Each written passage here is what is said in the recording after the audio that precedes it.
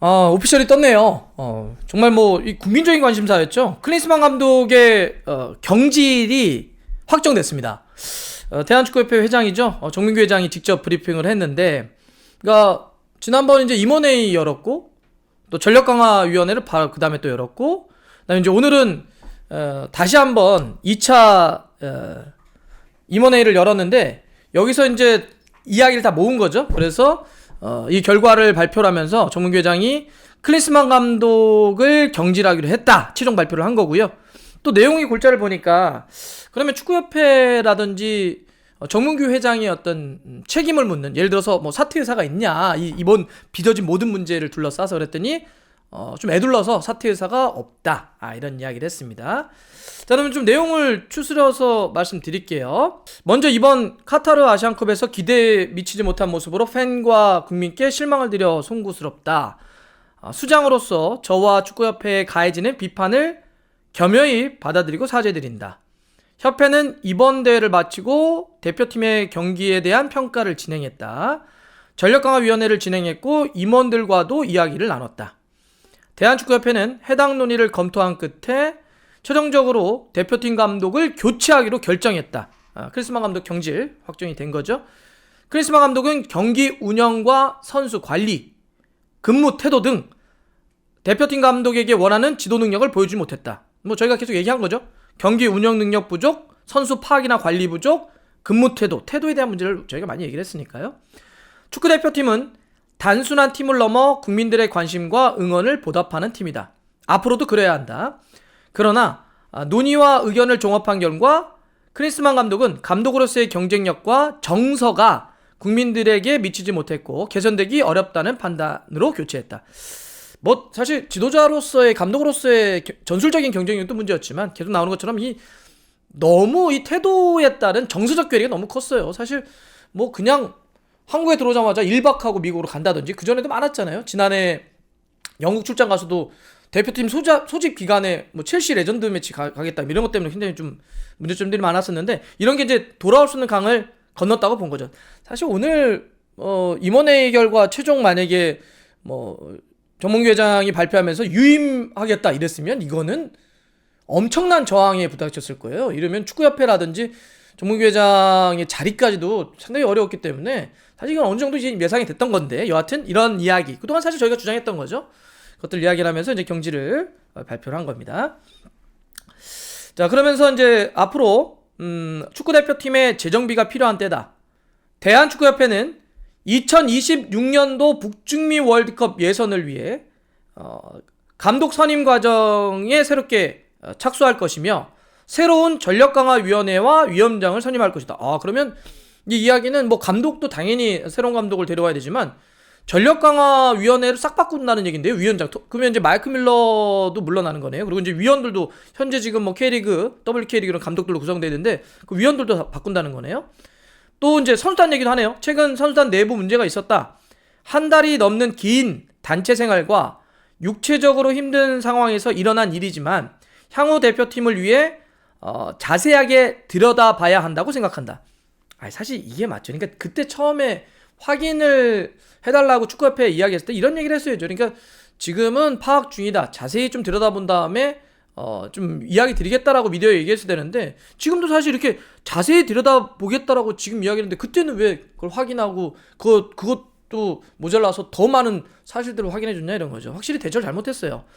그러면서 선수 관리에 대한 시스템을 정비해서 유사 상황이 발생하지 않도록 하겠다. 이번 대회와 관련해 대표팀을 응원해주신 분들께 다시 한번 사과의 말씀 드린다, 이렇게 지금 이야기를 했습니다. 그러면서 이제 질의응답이 좀 이어졌는데, 클린스만 감독 선임한 책임은 어떻게 할 거냐. 클린스만 감독 경질한다는 걸 알았는데 그 선임한 책임을 물은 거죠, 기자가. 그 이야기는 이거죠. 아니 이번에 클린스만 감독 선임을 정문규 회장이 했다는 얘기가 있는데 탑다운으로 내려 찍어서 눌렀대는데 그 책임 어떻게 질 거냐 그랬더니 이렇게 대답합니다. 종합적인 책임은 저와 축구협회에게 있다. 원인에 대해서는 앞으로 더 자세하게 파악한 뒤 대책을 세우도록 하겠다. 이거는 그냥 좀 애둘러서 그냥 좀 더 앞으로 지켜보겠다. 그러니까 이거에 대한 책임을 내가 지겠다, 이렇게 얘기한 건 아니네요. 위약금과 새로운 전력강화위원회 선발 방식은 어떻게 할 거냐 그랬더니, 이제 위약금 문제는 감독 해지는 변호사와 상의를 해야 한다. 이거는 그렇죠. 이거는 이런 겁니다. 클린스만 감독은 절대 뭐 지금 알려진 게 뭐 70억 안팎 이런 얘기를 하고 있는데, 위약금, 자녀 연봉이죠. 클린스만 감독은 이거 절대 포기 안 하죠. 계약서에 써 있기 때문에 자기가 포기할 리가 없죠. 자기는 자기가 자진 세퇴한 것이 아니라 경질을 당했기 때문에 지금 계약서상 이렇게 되면은 남은 자녀 연봉을 다 받아요. 위약금 다 받는 거예요. 그러니까 사실 우리 일각에서 그러잖아요. 그렇게 분란 일으키고 못했으면 위약금도 좀 깎던지 해야지. 이건 우리의 마음이고요. 아마 크리스 감독은 만약에 우리가 이거 위약금 문제 조정하자 그러면 변호사 바로 해가지고 절대 양보 안 할 겁니다. 그러니까 지금 얘기도 감독 해지와 관련해서는 변호사와 상의를 해야 된다는 게, 우리의 마음은 이렇지만 실제로 중요한 건 법리적 다툼은 계약서에 어떻게 계약서 내용이 담겨 있느냐이기 때문에 이거 쉬운 문제는 아닙니다. 근데 아마 사실상 다 줘야 될 거예요. 근데 이렇게 되면 위약금이 발생하니까 금전적인 부담 어떻게 할 거냐, 이제 이런 내용이 포함되어 있는데, 금전적인 부담은 회장으로서 기여할 수 있는 부분이 무엇인지 고민해 보겠다. 이거는 이제 뭐 자기 돈으로 그거를 메워줄 수도 있고 뭐 좀 보탤 수도 있고 이제 이런 이야기인데, 제가 생각하는 가장 좋은 방식은, 지금 대한축구협회가 지금 천안에 국가대표 새로운 트레이닝 센터 하느라고 은행에 대출받고 돈이 없다는 거 아니에요. 그러니까 지금 축구협회에 있는 돈으로 바로 주기는 좀 쉽진 않을 거예요. 그렇다고 저는 회장이 자기 주머니에서 꺼내서 이렇게 크리스만 주는 것도, 이 공적인 영역을 너무 사적인 영역으로 풀면 안 되거든요. 그럼 묘수가 하나 있습니다. 어떻게 하느냐? 정몽규 회장이 자기 사재를 기부 방식으로 대한축구협회에 넘겨주는 겁니다. 그러면 그 기부받은 돈으로 대한축구협회가 클린스만에게 위약금을 지불하는 거죠. 자, 이해되시죠? 그러면 그러니까 정몽규 회장이 자기 돈을 바로 클린스만에게 주는 것이 아니라 축구협회에 기부하고 축구협회가 클린스만에게 위약금을 주는 방식. 이렇게 되면 어쨌든 지금 계약은 정몽규 회장과 클린스만이 아니잖아요. 공식적인 계약은 대한축구협회와 클린스만 감독이기 때문에 문제가 빚어졌고 이거에 대한 해결도 공적인 라인에서 하는 게 맞죠. 그러니까 대한축구협회가 이 문제를 해결하되 실제 돈이 없기 때문에 이 돈은 사실 이번 선임의 책임감이 없다고 할 수 없는 정몽규 회장이 지는 방식으로, 이거 뭐랄까, 도의적? 정치적? 이런 책임이라고 할까요? 이런 책임을 지되 해결은 공식적인 라인 대한축구협회 하는 요 방법 어떨까? 이런 한번 제 생각을 좀 말씀드리고요. 그다음에 전력강화위원회 다 바꾼다고 했는데 어떻게 할 거냐 했더니, 전력강화위원회에 대해서는 기자회견 이후에 새롭게 논의를 할 거다. 그러니까 지금 아직 구체적인 방법이 없다는 거죠. 사실 이번 전력강화위원회의 문제는 실제 권한이 별로 없는 뮬러에게 모든 걸 줬다는 거거든요. 그래서 마이클 뮬러에게 권한 세워놓고 약간 바지 사장 느낌이 있었기 때문에 저는 실권자, 실제 일할 수 있는 사람으로 전력강화위원장을 포함을 해서 좀 바꿔야 된다, 이런 생각을 하고요. 차기 사령탑도 물어봅니다. 다음 사령탑 국가대표 감독 누가 할 거냐 했더니, 국적이나 다른 부분에 대해서는 상의된 바 없다. 이게 맞죠. 사실 뭐 국내냐 해외냐 이걸 왜 처음부터 나눠요. 이거보다는 실제 우리 한국 대표팀이 한국 축구가 앞으로 어떻게 가야 하는지, 또 세계 축구 전술 트렌드는 어디 있는지, 이게 원칙이죠. 이걸 먼저 세워놓고, 그래서 한국 축구 한국 대표팀이 이렇게 가겠습니다, 이거에 부합하는 감독들의 리스트업을 하고, 리스트업을 한 다음에 여기서 또 면접을 통해 추리고, 여러 가지 각계 전문가들이라든지 팬들의 어떤 여러 가지 여론이나 모든 걸 감안해서 가장 적합한 사람을 꾸리는 게 맞지, 국내냐 해외냐 뭐 이런 거 얘기하는 게 이상하잖아요. 그래서 지금은 내용부터 좀 꾸리는 게 중요할 것 같은데 아직은 상의된 바 없다고 합니다. 그리고 전력강화위원회와 함께 조속히 어쨌든 빠르게 선임을 할 거다. 당장 다음 달에 태국과의 월드컵 우리가 지역 예선이 있고요. 또 6월이면은 이제 있을 텐데, 다음 달은 아무래도 임시 감독 체제로 가야 되겠지만, 그래도 지금 여러 가지 팀 내 분위기도 안 좋고 그러니까 정식 감독을 좀 빠르게 선임하는 게 낫겠죠. 하지만 다음 달은 제가 봐서는 약간 임시 체제로 갈 가능성이 있다, 이런 거고요. 이렇게 또 물어봅니다, 기자가. 축구협회장을 사퇴할 생각이 있냐? 이렇게 물어보는데, 이건 약간 좀 애둘러서 얘기합니다. 사퇴할 거냐, 협회장을. 그랬더니 클린스만 감독 선임 과정에 대한 여러 가지 오해가 있는 것 같다. 이건 이제 정몽규 회장의 이야기입니다. 답변입니다. 벤투 감독 선임 때와 마찬가지로 같은 프로세스를 진행했다. 그러니까 그때도 다르지 않았다는 거예요. 벤투 때랑 뭐 클린스만 때랑 똑같이 했다. 벤투 감독의 경우에도 1순위 후보와 2순위 후보가 답을 미루면서 다른 후보를 선임했다. 그러니까 벤투가 1순위가 아니었다는 거네요. 이렇게 순위가 쭉 있었다는 거죠.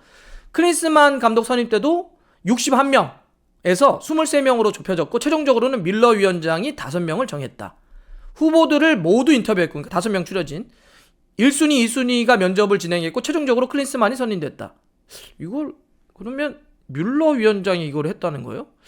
알려져 있는 게 많이 다르네요. 제가 알기로는 뮬러 위원장이 이런 권한이 있었을지 모르겠네요. 여하튼 뮬러 위원장과 전력강화위원회의 판단이었다. 나는 그 프로세스를 따랐을 뿐이다. 이렇게 얘기를 하는데 사실 오늘 사퇴 발표를 축구협회장이 하는 것처럼 선임도 사실 최종적인 도장 찍는 건 협회장이 하는 거거든요. 말씀드린 것처럼 정관상 전력강화위원회가 감독을 선임하거나 자를 수 있는 최종 권한은 없어요. 최종 권한은 이 결제 서류에 마지막 사인을 하는 회장에게 있습니다. 여하튼 이 이야기를 하면서 벤투 때랑 다르지 않았다. 내가 이번에 어떤 특별히 개입했다고 하는데 그러지 않다. 이렇게 대답을 했습니다. 그래서 그 이야기는 뭐예요? 이렇게 대답했다는 얘기는 내가 책임이 없는데 왜 사퇴하냐? 사퇴하지 않겠다는 걸 에둘러서 표현한 거죠. 그러면서 이제 또 연임 있잖아요. 지금 3선 연임을 하고 있죠. 3번 연임을 하고 있습니다. 정몽규 회장이. 연임에 대해서 관심이 많으신데 2018년 축구협회 총회 때 회장 임기를 4번 연임하는 제안을 하도록 제시했다. 그러니까 4번까지는 가능하도록 그때 제안을 한번 한 적이 있다고 하네요. 4번까지 축구협회가. 근데 당시에 대한체육회와 문체부가 이를 수용하지 않았고 난 이걸로 이 답변을 한다 이렇게 얘기하네. 그러니까 지금 2018년에 4번 연임하는 걸 허가해 주세요 그랬더니 대한축구협회하고 대한체육회죠. 상위단체 대한체육회와 문체부가 안 돼. 이게 뭔 소리지? 그러면 4번의 연임은 하지 않는다? 아닌데? 이게 그 대한체육회 정관상 원래 2번까지만 되고 3번 이상은 원래 원칙적으로 못하게 돼 있는데 3번 연속 연임을 하려면 다른 몇 가지 뭐 축구협회에 기여를 한다든지 재정적 아니면 국제 무대에서 어떤 뭐 감투라고 하나요? 어떤 직위를 얻는다든지 IOC, 피파 이러면은 할 수 있는 예외 규정이 있습니다. 이건 좀 애매하게 대답했네요. 4번 연임하는 거에 대해서는 좀 애매했고 사퇴 의사에 대해서는 의사 없다. 에둘러서 표현했습니다.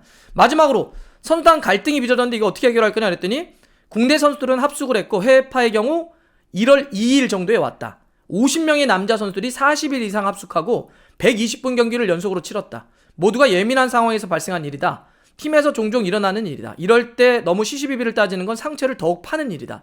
언론도 도움을 줬으면 좋겠다. 징계 사유에 대해서도 조항을 살펴봤다. 소집을 안 하는 방안이 유일한 징계 방안이고 지금 징계를 할 수 있는 건 국가대표팀은 소집을 안 하는 거군요.